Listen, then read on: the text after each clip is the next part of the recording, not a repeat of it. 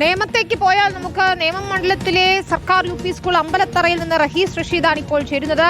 റഹീസ്, ഏറ്റവും ശക്തമായ പോരാട്ടം നടക്കുന്ന നേമത്ത് എത്രത്തോളം ആയിട്ടുണ്ട് വോട്ടിംഗ് ശതമാനം? ഈ ഉച്ചച്ചൂടൊക്കെ ബാധിച്ചിട്ടുണ്ടോ വോട്ടെടുപ്പിനെ? നിലവിൽ എന്താണ് ഒരു സ്ഥിതി ബൂത്തുകളിലൊക്കെ?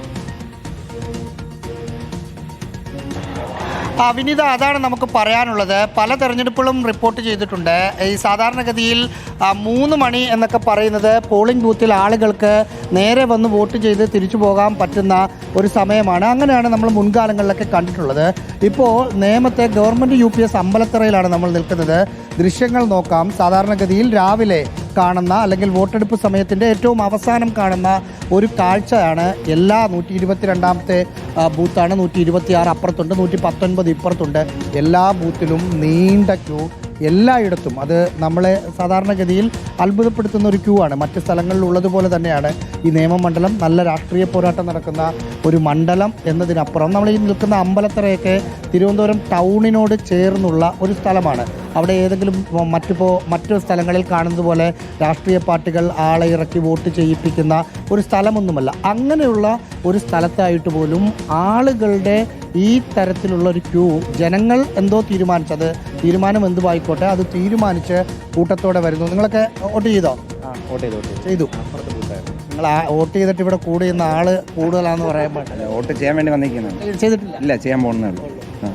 ഈ ഉച്ച സമയത്ത് തിരഞ്ഞെടുക്കുക, സാധാരണ ഉച്ച സമയത്തൊക്കെ ഒട്ടും ക്യൂ കാണുകയല്ല. ഇപ്പോൾ തിരക്ക് കുറവാണ്. ഇപ്പോൾ ഈ സമയം സാധാരണ തിരക്കുള്ളതാണ്. ഇതിനേക്കാൾ തിരക്കുണ്ടായിരുന്നു രാവിലെ ആണല്ലേ?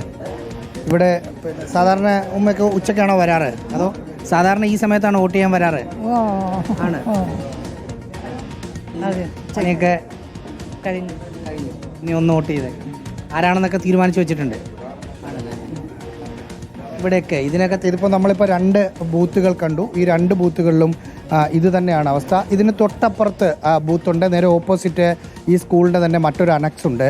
അവിടെയൊക്കെ ഇത് തന്നെയാണ് കാഴ്ച. എന്ന് മാത്രമല്ല വിനീത, നമ്മളിങ്ങോട്ട് വരുന്ന സമയത്ത് കണ്ടത് ഈ ഓരോ രാഷ്ട്രീയ പാർട്ടികളുടെയും ആളുകൾ സ്ലിപ്പ് കൊടുക്കാനുമൊക്കെ ഇരിക്കുമല്ലോ, അവിടെയും ഇതുപോലെ തന്നെ ഒരു തിരക്ക്. സാധാരണഗതിയിൽ അവിടെയും ഉച്ചയൊക്കെ ആകുമ്പോൾ 1-2 പേരിനിരിക്കുന്നതാണ് നമ്മൾ സാധാരണഗതിയിൽ കാണാറുള്ളത്. പക്ഷേ ഇത്തവണ എന്താണ് സംഭവിച്ചത് എന്ന് മനസ്സിലാകുന്നില്ല.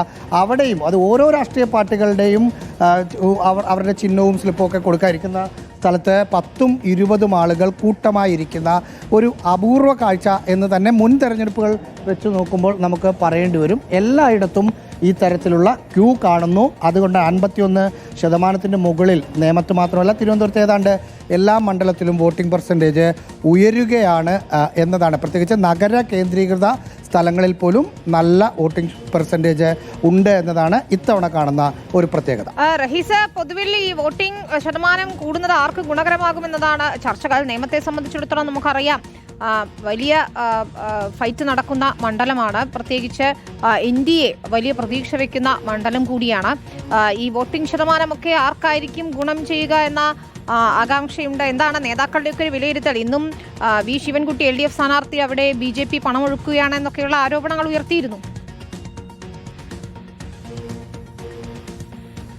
സാധാരണഗതിയിൽ വോട്ടിംഗ് ശതമാനം കൂടുന്നത് ഞങ്ങൾക്ക് അനുകൂലമാണെന്ന് ഓരോ രാഷ്ട്രീയ പാർട്ടികളും പറയാറുണ്ട്. പ്രത്യേകിച്ച് UDF അക്കാര്യത്തിൽ പറയുന്ന ഒരു കാര്യം, CPM-ഉം BJP-യും ഒക്കെ അവരുടെ വോട്ട് എല്ലാ കാലത്തും കൊണ്ട് ചെയ്യിപ്പിക്കും. UDF അങ്ങനെ ചെയ്യിപ്പിക്കാറില്ല. അതുകൊണ്ട് വോട്ട് കൂടുന്നത് ഞങ്ങൾക്ക് ഗുണം എന്നാണ് അവർ പറയുന്നത്.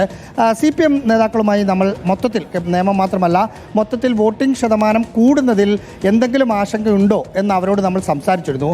അതിന് CPM പറയുന്ന ഒരു കാരണം, ഈ UDF കേന്ദ്രങ്ങൾ പറയുന്നത് പോലെ വോട്ടിംഗ് ശതമാനം കൂടുന്നത് അവർക്ക് അനുകൂലമാകാൻ സാധ്യതയില്ല. അവർ പറയുന്ന ഒരു കാര്യം, ടോട്ടൽ വോട്ടിൻ്റെ പെർസെൻറ്റേജ് ഇത്തവണ കൂടും കഴിഞ്ഞ തെരഞ്ഞെടുപ്പുമായി വെച്ച് നോക്കുമ്പോൾ.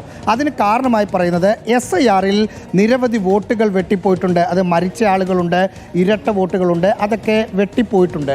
അതുകൊണ്ട് തന്നെ ടോട്ടൽ വോട്ടിൽ കഴിഞ്ഞ വർഷം 2021 ഉണ്ടായിരുന്ന നിയമസഭാ തെരഞ്ഞെടുപ്പിൽ ഉണ്ടായിരുന്നതിനേക്കാൾ വലിയ വ്യത്യാസം നമ്പർ ഓഫ് വോട്ടിൽ ഉണ്ടാവില്ല. ടോട്ടൽ നമ്പർ ഓഫ് പെർസെൻറ്റേജ് നോക്കുമ്പോൾ കൂടുതലുണ്ടാവും. പക്ഷെ വോട്ട് സാധാരണഗതിയിൽ ഉള്ളതിനേക്കാൾ അധികം ഉണ്ടാവില്ല. അതുകൊണ്ട് ആശങ്കപ്പെടേണ്ട ഒരു സാഹചര്യമില്ല എന്ന് അവർ പറയുന്നു.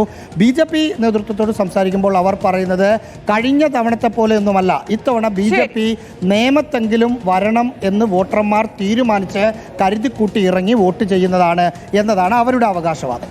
ശരി, 90% എത്തുമെന്നാണ് മുഖ്യ തെരഞ്ഞെടുപ്പ് ഓഫീസർ രത്തൻ കേൽക്കർ പോളിംഗ് ശതമാനത്തെക്കുറിച്ച് ചോദിച്ചപ്പോൾ പറഞ്ഞത്. ഏതായാലും കാത്തിരുന്ന് കാണാം. ഓരോ മുന്നണികൾക്കും അവരുടേതായ ആത്മവിശ്വാസം ഉണ്ടാകുമല്ലോ.